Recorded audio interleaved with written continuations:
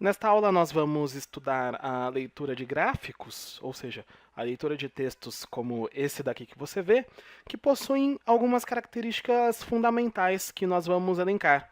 Por isso é possível dizer que os gráficos compõem um gênero textual, não é? E como são os textos desse gênero? Uma propriedade deles é que eles relacionam recursos verbais e não verbais. Se a gente vai aqui para esse gráfico, é possível ver aqui uma indicação verbal, né, que é o número de indivíduos sendo quantificado e que o tempo é medido em dias. Mas além desses recursos verbais, vemos aqui uma curva, vemos aqui esses pontos, recursos não verbais que são importantíssimos para a construção do sentido. Fora isso, outra peculiaridade desse gênero textual é que eles quantificam e sintetizam informações. Se a gente volta aqui a esse exemplo, vemos os números, né? Aqui indicando quantidade.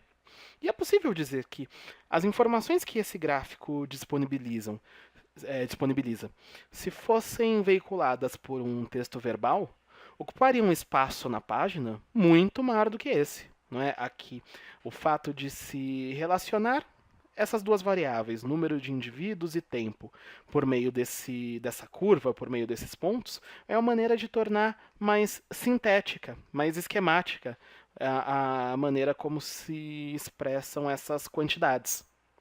Fora isso, porque lidam com esses dois eixos, os gráficos promovem relações entre os dados. No caso desse, é uma relação entre o número de indivíduos e o tempo. Por fim, outra característica importante dos textos desse gênero é que eles permitem chegar a conclusões, eles permitem a realização de inferências. São conclusões, na verdade. Quer dizer, olhando para esses números aqui, um bom leitor de gráficos consegue deduzir uma série de coisas. É importante lembrar ainda, porém, que já que há uma relação entre o não verbal e o verbal no gráfico, essa relação não acontece apenas aqui por conta dessas indicações, que são fundamentais, claro, e que são feitas com palavras, mas também porque o gráfico costuma ser suporte de uma exposição verbal. É comum que o gráfico apareça numa palestra, para ser comentado.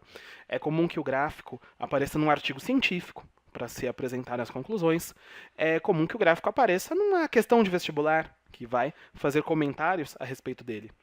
Esse aqui que nós vamos analisar era de uma questão do vestibular FUVEST, como você vê aqui, e a questão tinha o seguinte enunciado: a partir da contagem de indivíduos de uma população experimental de protozoários durante determinado tempo, obtiveram-se os pontos e a curva média registrados no gráfico ao lado. Bom, veja que o enunciado é uma exposição verbal que traz aqui informações importantes. Esses indivíduos aqui de que se trata são uma comunidade de protozoários. Pensando especialmente numa situação de vestibular, já se nota que é uma questão de biologia, que figurava na prova de biologia. No entanto, aqui não são necessários conhecimentos tão profundos dessa disciplina para considerar que esses micro-organismos, esses protozoários, faziam parte aqui de uma comunidade que, como nós vemos, varia em função do tempo. Como se pode observar aqui, passados, por exemplo, cerca de 20 dias, já que é essa a unidade de medida do tempo, a comunidade estava aqui com o que o enunciado chama a sua capacidade limite, não é?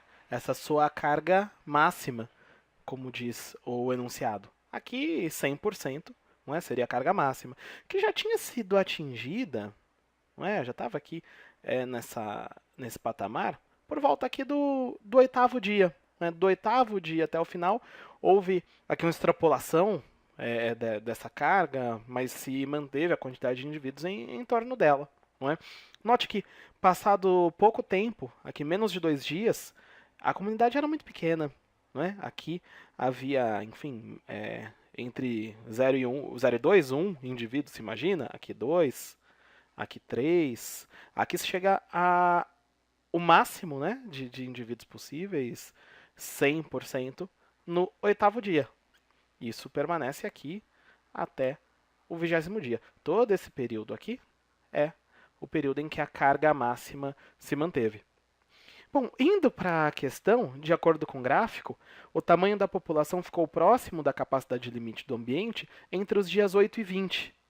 Veja, chegar aqui a essa conclusão, como nós vimos, né, esse gênero textual permite que se façam inferências, que se chegue a conclusões, como nós aqui acabamos de fazer, é resultado dessa relação que se estabelece entre recursos verbais, que são aqui do próprio gráfico e do contexto maior de que ele faz parte, e dos recursos não verbais que o gráfico apresenta também. Bom, eu paro aqui um pouco para que você possa pensar sozinho sobre essas coisas, fazendo os exercícios que seguem. Não é? Observe, o tema pode ser biologia, o tema pode ser geografia, o tema pode ser uma questão histórica, mas é a relação entre esses elementos verbais e não verbais que permite chegar à conclusão correta. Treina isso aí um pouco, pratique, e nós já conversamos.